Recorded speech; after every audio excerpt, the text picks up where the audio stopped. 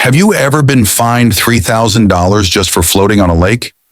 Not a beach ball float, mind you, but a tiny pontoon boat for fishing and enjoying the scenery. Sounds ridiculous, right? That's exactly what I thought.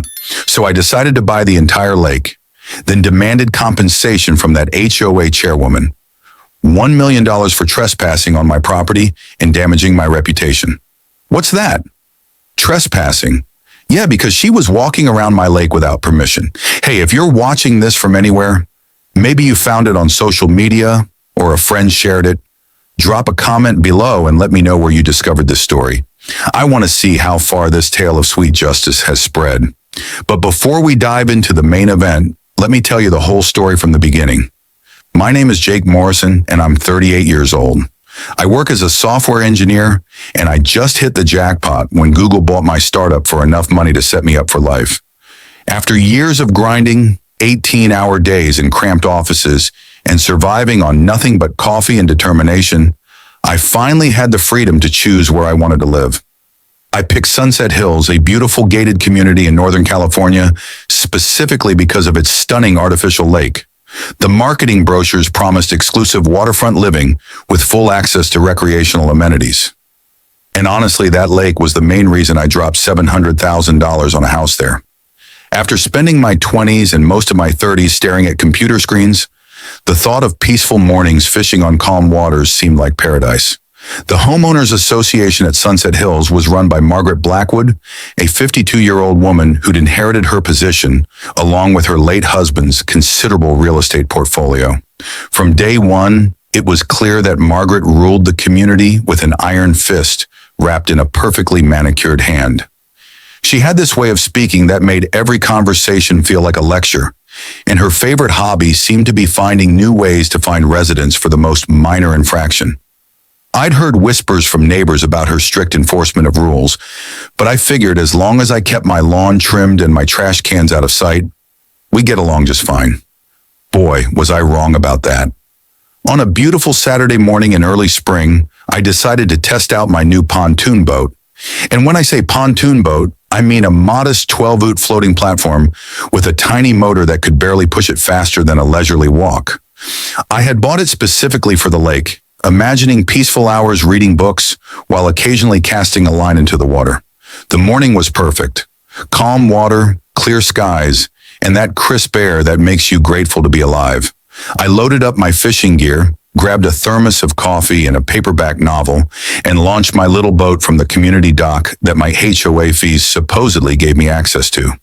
For about an hour, everything was perfect. I sat there reading, occasionally glancing at my fishing line, enjoying the kind of tranquility that money truly can buy. Then I saw Margaret marching down the dock, her expression suggesting I'd personally insulted her ancestors. "Excuse me, Mr. Morrison," she called out, her voice carrying across the water with the authority of someone accustomed to being obeyed. "You need to remove that vessel from the lake immediately." I looked around, confused, thinking maybe she was talking to someone else. There was literally no one else on or near the water. "I'm sorry, Miss Blackwood," I replied politely, "but I'm just fishing. I live here and pay HOA fees that include lake access." Her face flushed red, and she pointed at me like I was a criminal. "That's a motorized pontoon boat, which is strictly prohibited under Section 12.7 of our community guidelines." Within minutes, 2 security guards appeared on the dock, clearly summoned by Margaret's walkie-talkie. These weren't friendly neighborhood watch types. They were serious-looking guys who acted like they were dealing with a major security threat rather than a guy reading a book on a tiny boat. "Sir, you need to bring that vessel to shore immediately," one of them announced through a megaphone, as if I were a quarter mile away instead of 50 feet. The whole scene was surreal. Other residents had started gathering to watch the spectacle, whispering among themselves and pointing. I felt like a circus performer, except the circus was my peaceful morning, getting destroyed by bureaucratic nonsense. With no choice but to comply, I slowly motored back to the dock where the security guards immediately placed an official-looking tag on my pontoon and informed me it was being temporarily impounded, pending investigation. Margaret stood there with her arms crossed, radiating satisfaction as if she'd just solved a major crime. Mr. Morrison, you'll be receiving formal notification of violations and associated penalties within 48 hours. She announced loudly enough for all the gathered neighbors to hear. The Sunset Hills community takes our rules very seriously, and we expect all residents to comply fully with established guidelines. I stood there dripping wet and humiliated, holding my fishing rod and wondering what the hell had just happened. 24 hours earlier, I'd been a successful entrepreneur enjoying his well-earned retirement. Now I was apparently a criminal for using a floating device on the very lake I'd paid premium prices to access.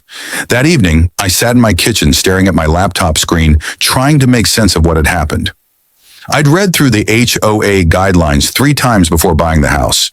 And while they mentioned restrictions on large watercraft and commercial vessels, there was nothing specific about small pontoon boats.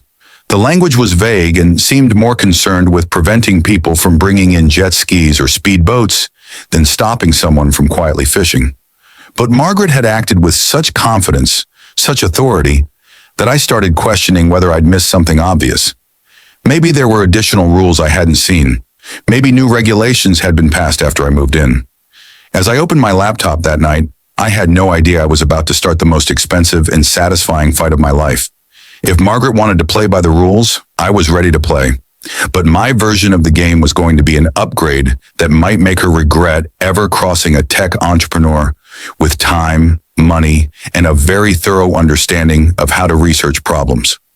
I spent the entire Sunday morning going through every document I'd received when I bought the house, spreading them across my dining room table like I was preparing for war. The HOA guidelines, the deed restrictions, the community bylaws, everything was there in black and white.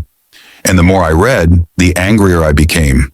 The pontoon boat regulations were buried in subsection 12.7, written in deliberately confusing legal language that seemed designed to be interpreted however Margaret wanted.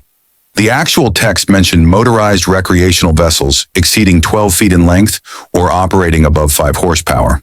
But my boat was exactly 12 feet and had a tiny 4 horsepower motor. Technically, I was in compliance, but the wording was just ambiguous enough to give Margaret wiggle room for her interpretation. By Monday morning, I'd made my decision. Instead of just calling Margaret to argue about the rules, I reached out to my old college roommate, Tommy Peterson, who'd become a successful real estate attorney in Sacramento.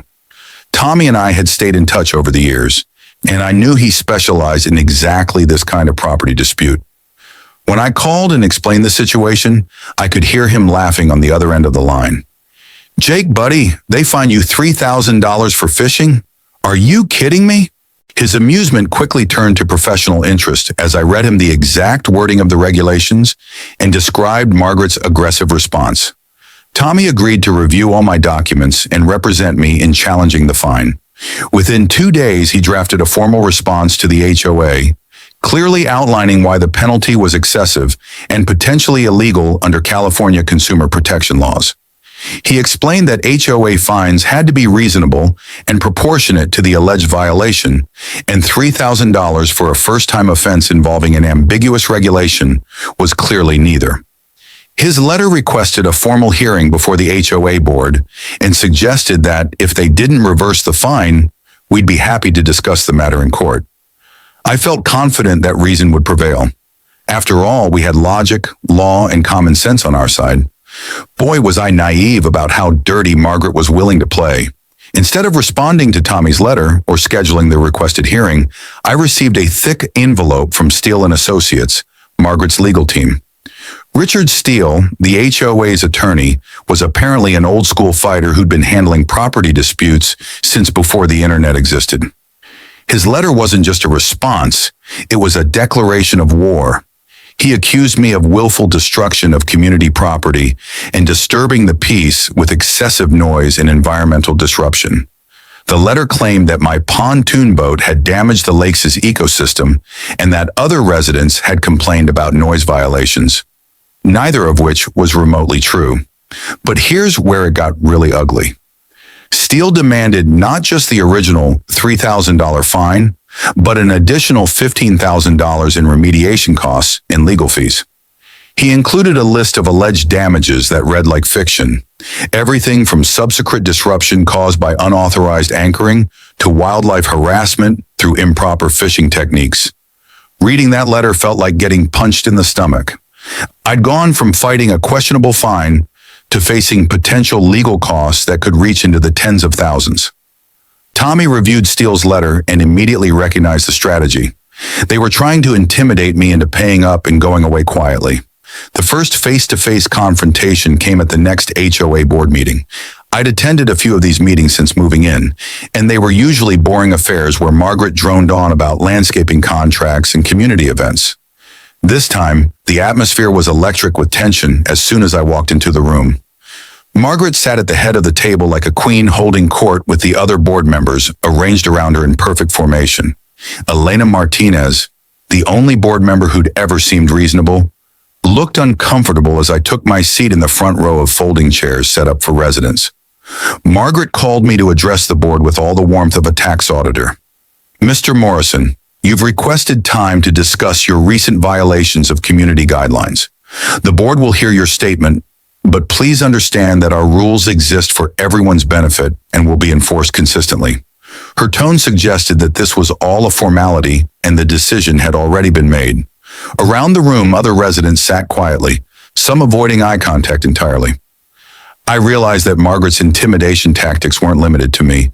She'd created an atmosphere where people were afraid to speak up, afraid to challenge her authority, even when she was clearly wrong.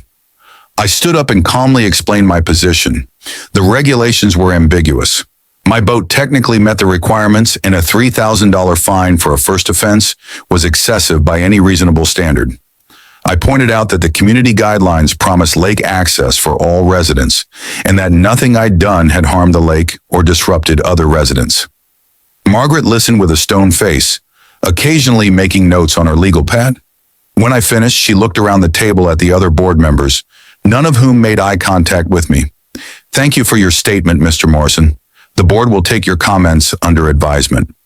It was clear that this whole hearing was just for show. The decision had been made before I even walked in the room.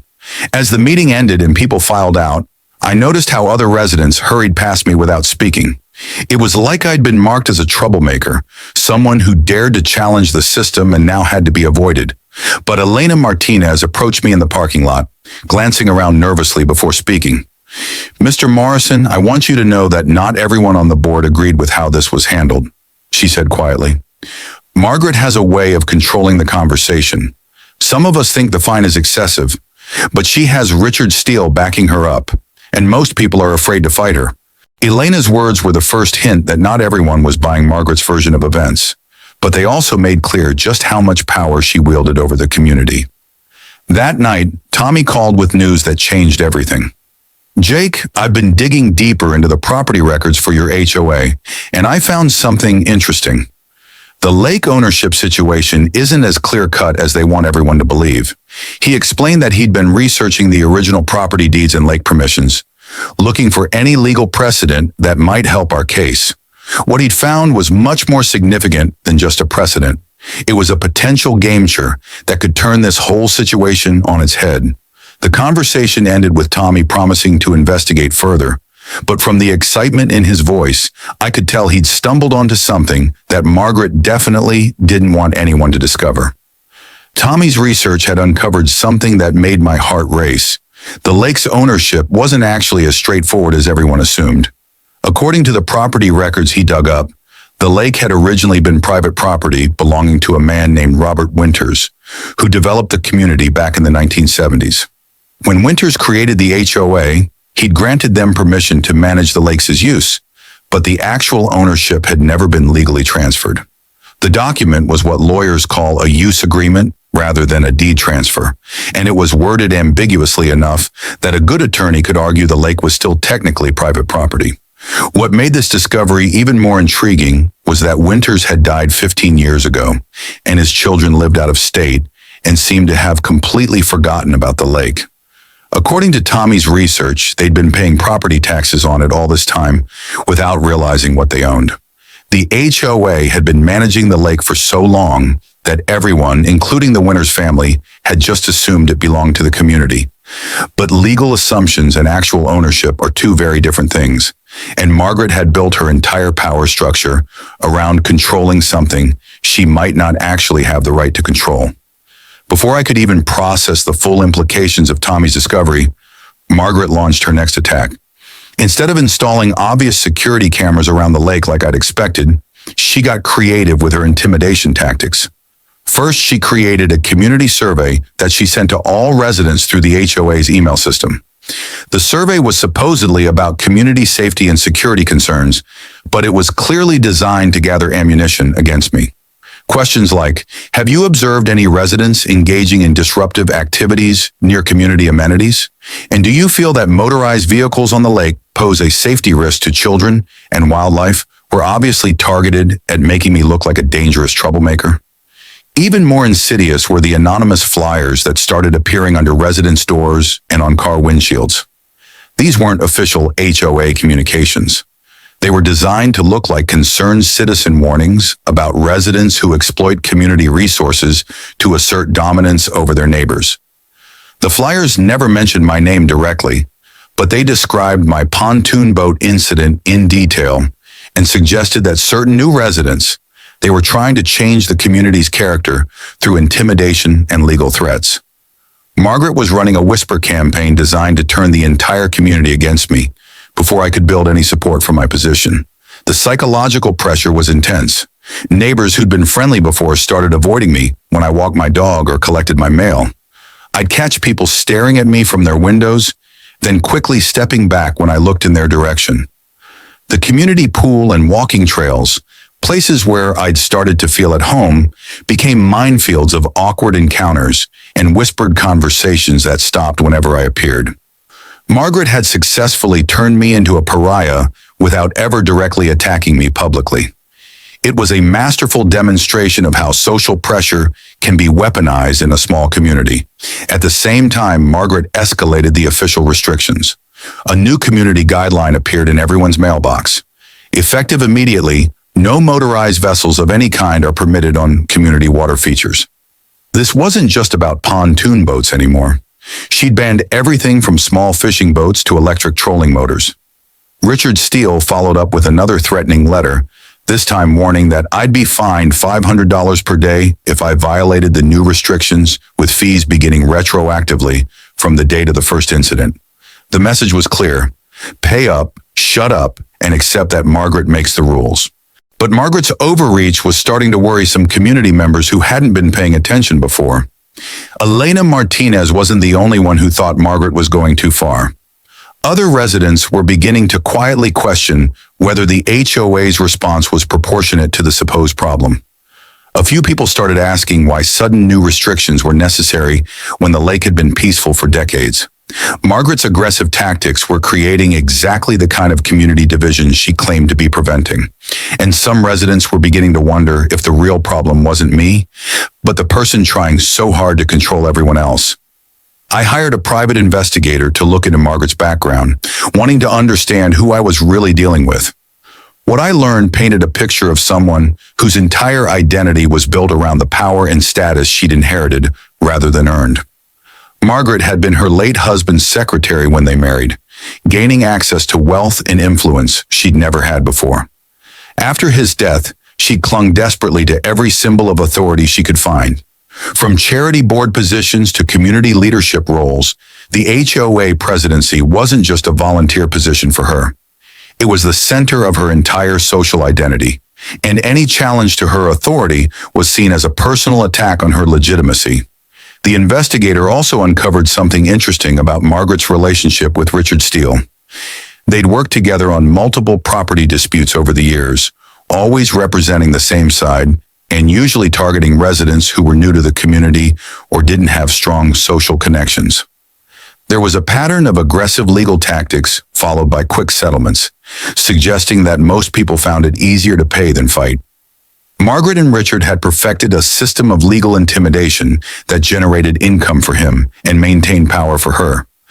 I was just their latest target, but unlike their previous victims, I had the resources and determination to fight back. As I sat in my living room that evening, reviewing all the documents and evidence I'd gathered, I felt something shift inside me. This wasn't just about a fine anymore, or even about my right to use the lake. This was about standing up to bullies who'd built their power on intimidating people into silence. Margaret thought she could scare me away with legal threats and social pressure, but she'd made a crucial miscalculation. I'd spent my entire career solving complex problems, and I was starting to see this situation as the most interesting puzzle I'd ever encountered. When Tommy called that night with his final research results, I was ready to hear what he discovered. His words sent a chill down my spine.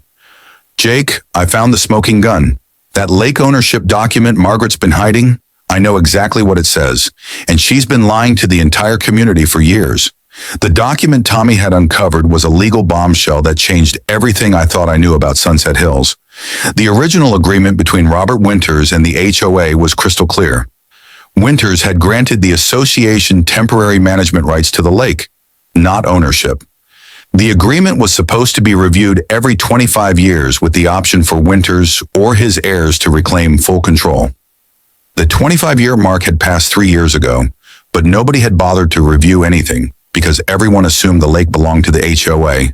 Margaret had been managing community property that she had no legal right to control, and she'd built her entire power structure around this massive deception.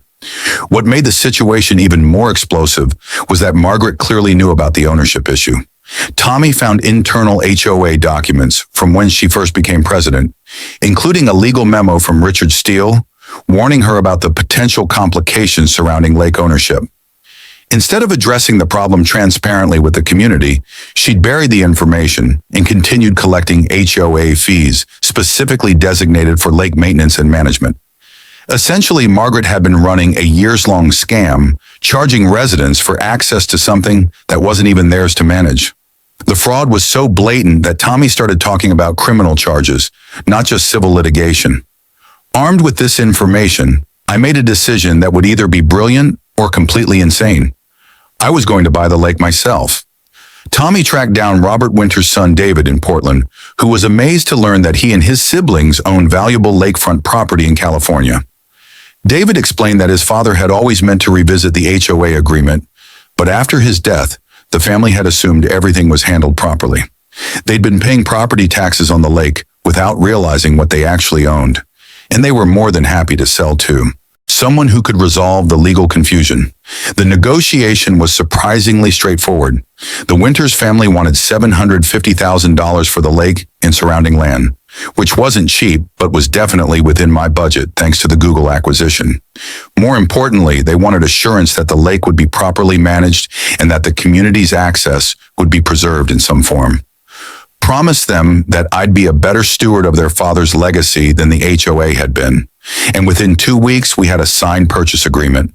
Just like that, I became the official owner of the lake that Margaret had been controlling illegally for years. The moment I received the deed transfer paperwork, I knew exactly how I wanted to handle the revelation. Instead of calling Margaret or Richard Steele directly, I sent a certified letter to every member of the HOA board and executive committee. The letter was polite but firm. As the new legal owner of the lake, I was informing them that their management agreement had expired and would not be renewed. Effective immediately, the HOA had no authority over the lake or its use. Anyone wanting access would need to request permission from me, the actual owner, rather than from Margaret, who had been operating under false pretenses for years. The reaction was everything I'd hoped for and more. Within hours of the letters being delivered, my phone was ringing nonstop with calls from board members, residents, and eventually Margaret herself. Her voice was shaking with rage when she reached me, alternating between threats and attempts at negotiation. "Mr. Morrison, this is completely unacceptable. The HOA has managed that lake for decades. You can't just buy your way into controlling community property." I let her finish her rant before calmly explaining that it had never been community property in the first place, and that her own attorney had documented this fact years ago. The silence on the other end of the line was delicious. Richard Steele called next, trying to play the role of reasonable attorney seeking an amicable resolution. He suggested that we could work out some kind of management agreement that would preserve the community's traditional access to the lake.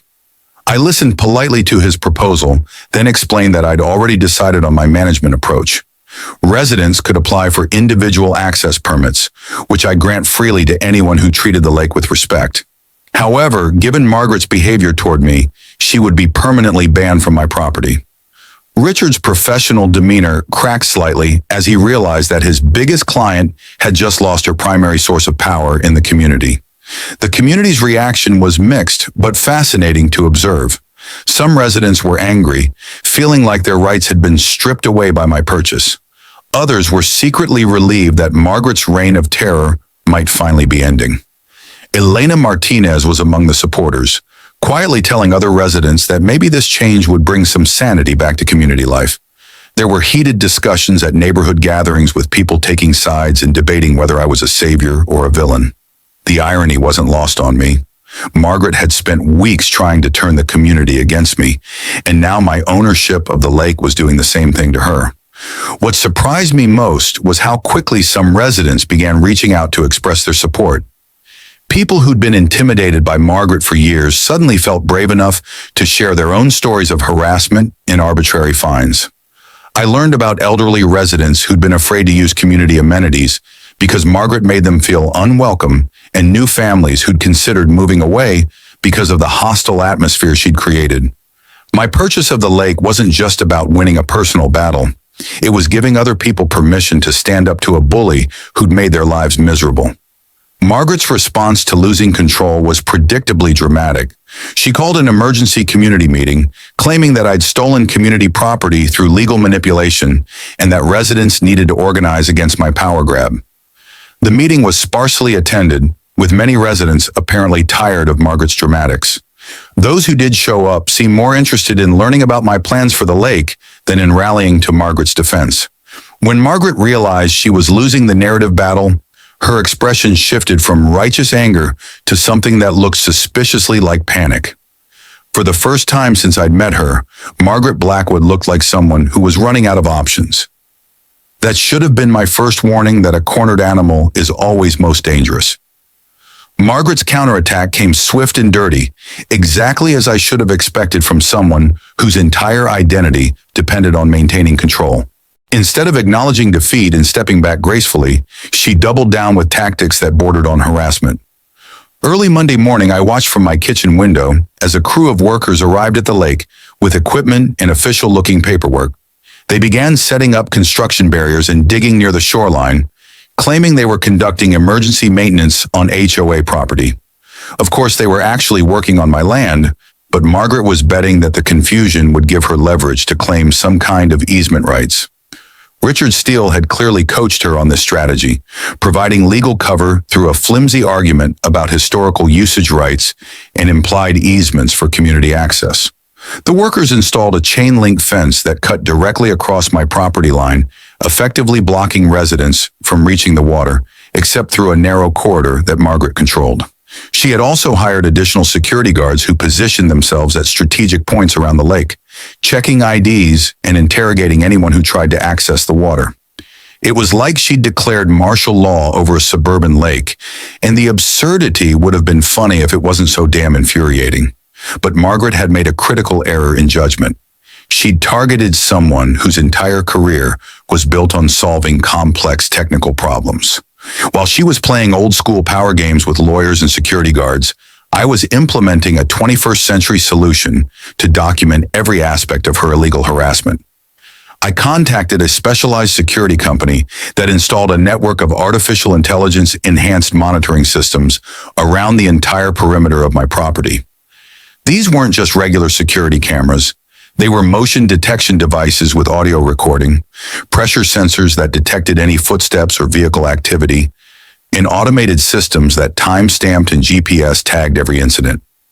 The AI monitoring system was like having a team of security guards who never slept, never missed anything, and never forgot a single detail.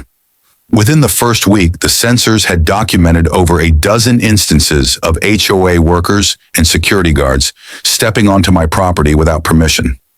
Each incident was automatically logged with precise timestamps, GPS coordinates, and high-definition video evidence. I could track exactly when Margaret's people crossed property lines, how long they stayed, and what they were doing while they were there. The system was building an airtight legal case against Margaret with every passing hour. Meanwhile, I escalated the legal battle by hiring Patterson Williams and Associates, one of Sacramento's most prestigious law firms specializing in property disputes and fraud cases. Unlike Tommy's small practice, Patterson Williams had the resources to fight a prolonged legal war if necessary. They filed a comprehensive lawsuit against Margaret personally, the HOA as an organization, and Richard Steele for his role in the cover-up. The suit demanded $500,000 in damages for harassment, trespassing, defamation, and fraud, plus additional punitive damages for emotional distress and interference with my property rights. The community reaction to this escalation was electric. Residents who'd been quietly watching the battle suddenly realized that serious money was at stake and that Margaret's actions might end up costing the HOA significant legal fees. Some people began questioning why their monthly assessments should pay for Margaret's personal vendetta against me, especially now that they understood she'd been lying about lake ownership all along. Elena Martinez started organizing informal meetings where residents could discuss the situation without Margaret's overbearing presence, and more people began sharing their own negative experiences with her leadership style. Margaret responded to the legal pressure by becoming even more desperate and reckless. She began calling residents individually, trying to convince them to sign a petition demanding that I sell the lake back to the community at cost. When that failed to generate sufficient support, she started spreading rumors that I was planning to develop the lake area for commercial use. Despite having no evidence for such claims, her behavior became increasingly erratic as she realized that her traditional intimidation tactics weren't working against someone with the resources and determination to fight back systematically. The breaking point came when Margaret's security guards physically blocked me from accessing my own boat dock. I'd gone down to the lake early in the morning to check on my pontoon boat, which I had moved to the private dock on my property. Two guards stepped in front of me, claiming they had orders to prevent any disruptive activities near the water. When I explained that they were on my property and had no authority to stop me, one of them actually put his hand on my shoulder and told me to move along peacefully. That physical contact was captured in perfect high definition by my security system, providing crystal clear evidence of assault and illegal detention on my own property. That incident was the catalyst I'd been waiting for. I immediately called the sheriff's department and filed criminal charges against the security company and the individual guards for trespassing and assault.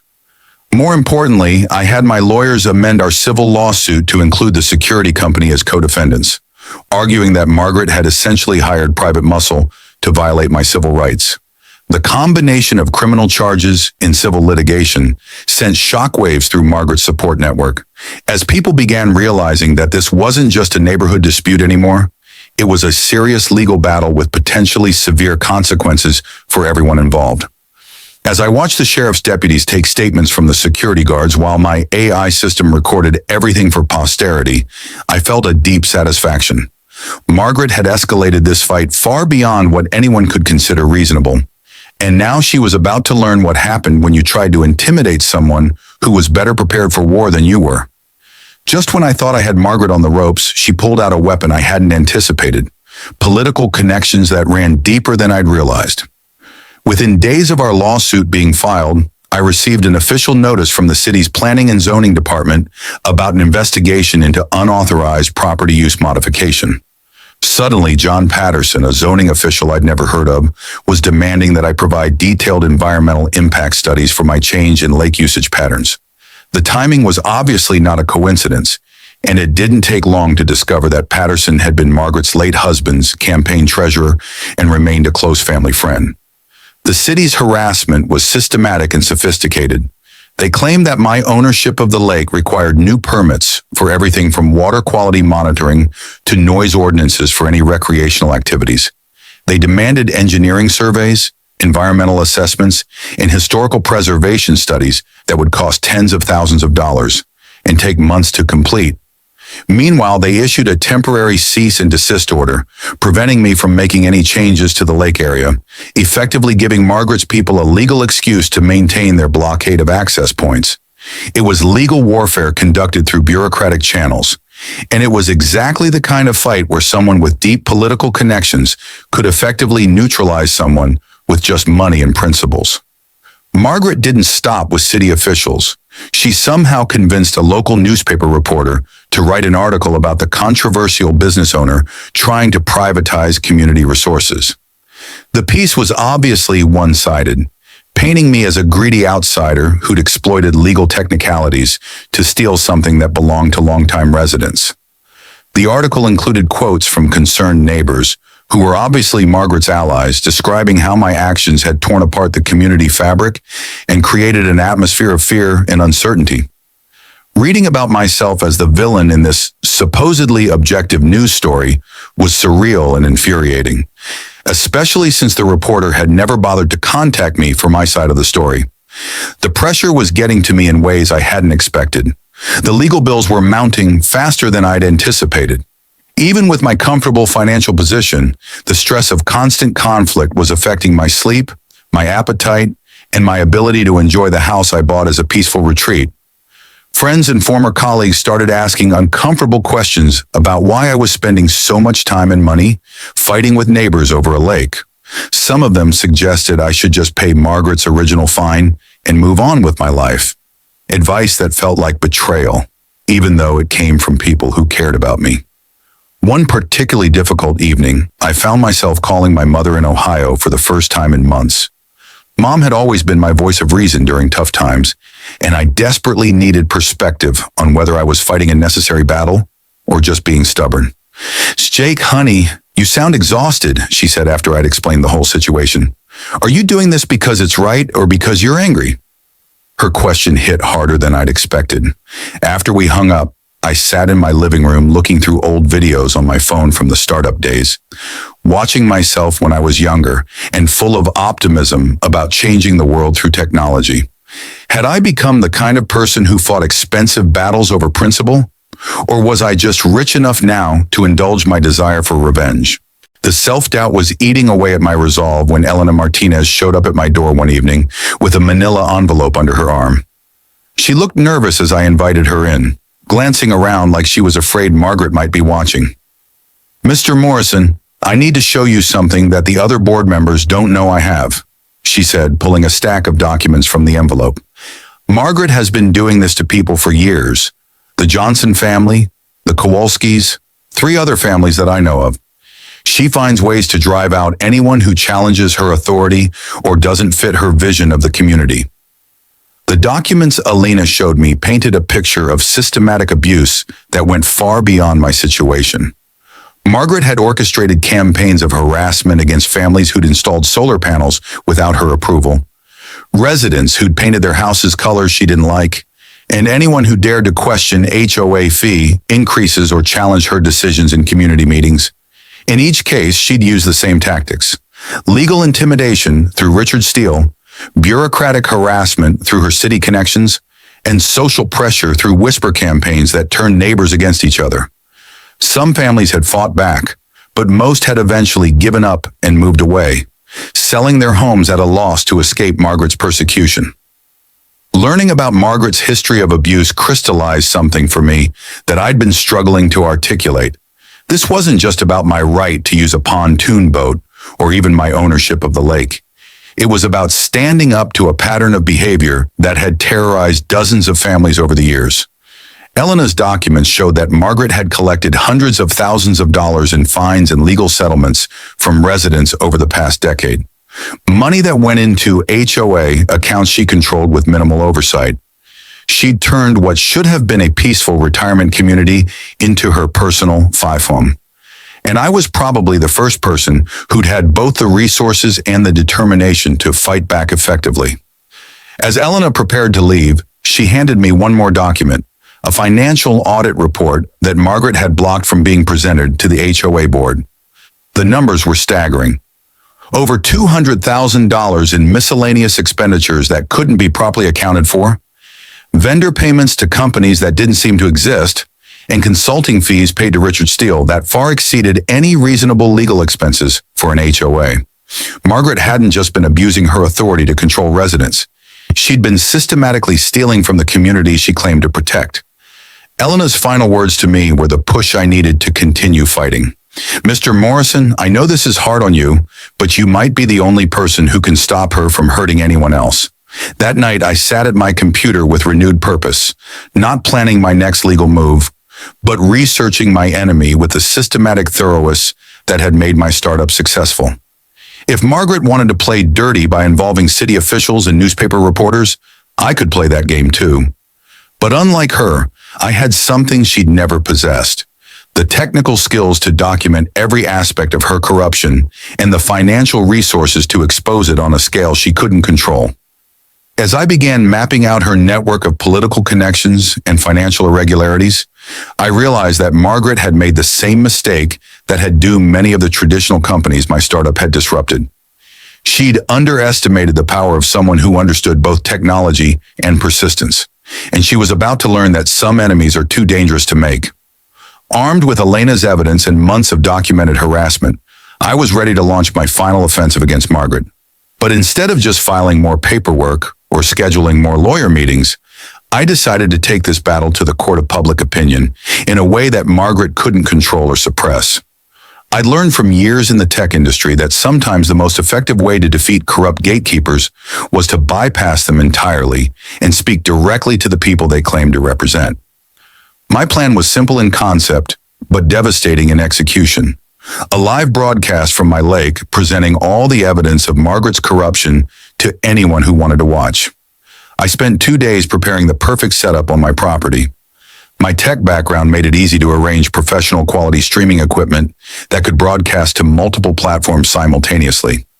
I positioned myself on the deck overlooking the lake with a custom sign reading, "Pilgrim property trespassers will be fined $1,000 per day," prominently displayed behind me. The irony was perfect. The same lake where Margaret had humiliated me for breaking rules would be the backdrop for exposing her as a fraud and criminal who had been breaking much more serious rules for years. The live stream began at noon on a Saturday, when I knew most residents would be home and available to watch. I started with the basics, calmly explaining how I'd been fined $3,000 for using a pontoon boat on a lake that the HOA didn't even legally own.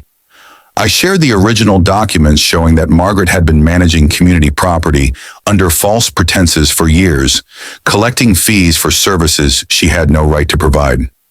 Then I moved on to Elena's evidence of systematic harassment against other families, showing the pattern of abuse that Margaret had hidden from most residents. But the real bombshell came when I presented the financial audit that Margaret had suppressed. Using charts and graphs projected on a screen beside me, I walked viewers through the evidence of embezzlement, the phantom vendor payments, the excessive legal fees to Richard Steele, the mysterious consulting expenses that couldn't be documented or explained. Over $200,000 of community money had disappeared into Margaret's personal network. Money that residents had paid thinking it would maintain their community amenities and services. The financial fraud was so blatant and extensive that even Margaret's supporters couldn't possibly ignore it once they saw the numbers. The response was immediate and overwhelming. Within the first hour, hundreds of people were watching the stream and sharing it with friends and neighbors. The comments section filled with stories from residents I'd never met, each one sharing their own experiences with Margaret's harassment and arbitrary fines. People who'd been afraid to speak up individually suddenly felt empowered to share their stories publicly, creating a collective voice that Margaret couldn't silence or intimidate. The live stream was becoming more than just an expose of corruption. It was a community catharsis years in the making. As the audience grew, I announced that I was simultaneously filing criminal complaints against Margaret and John Patterson with the District Attorney's Office, the State Attorney General, and the Federal Bureau of Investigation. The charges would include embezzlement, fraud, conspiracy, and abuse of public office. I explained that I'd already provided law enforcement with all the evidence I was sharing on the stream, along with additional documentation that my legal team had gathered. This wasn't just about winning a civil lawsuit anymore. Margaret was potentially facing serious jail time for her crimes against the community. The climax of the broadcast came when I issued my formal response to Margaret's original $3,000 fine. Instead of just fighting the penalty in court, I was demanding restitution for all the harassment, financial damage, and emotional distress she'd caused me and other residents. My legal team had calculated damages of over $1 million, including punitive awards designed to make sure Margaret could never again use her wealth to victimize other people. I looked directly into the camera and delivered my closing line. A chairwoman played dirty against the wrong person. Now the lake is mine. In her seat, it's being cleared out. The aftermath of the live stream was swift and decisive. Within 24 hours, the recording had been shared thousands of times across social media platforms, creating a viral sensation that brought unwanted attention to Margaret's activities from far beyond Sunset Hills. Local news stations picked up the story, and investigative reporters began digging deeper into the connections between Margaret, Richard Steele, and John Patterson. The HOA board held an emergency meeting to remove Margaret from all positions and formally apologize to residents who'd been wronged during her tenure. Margaret's downfall was as dramatic as her rise to power had been methodical. Faced with overwhelming evidence of financial crimes and a federal investigation, Richard Steele quickly abandoned their attorney-pent relationship and began cooperating with prosecutors to reduce his own potential charges. John Patterson was suspended from his city position, pending a corruption investigation that would ultimately end his career. Margaret herself hired a criminal defense attorney and stopped making any public statements. But the damage was already done. Her reputation was destroyed. Her political connections had evaporated, and she was facing the very real possibility of spending her remaining years in prison. The community transformation was remarkable to witness. Elena Martinez was unanimously elected as the new HOA president, and the board immediately instituted transparent financial reporting and democratic decision-making processes. Margaret's house went up for sale within a month, and she quietly moved out of Sunset Hills under cover of darkness, leaving behind a community that was finally free from her tyranny. The residents who'd been afraid to speak up during her reign began organizing community events and rebuilding the sense of neighborhood that Margaret had systematically destroyed. As for me, I kept my promise to manage the lake fairly and transparently. I created simple, reasonable guidelines for lake use and granted free access permits to any resident who requested them.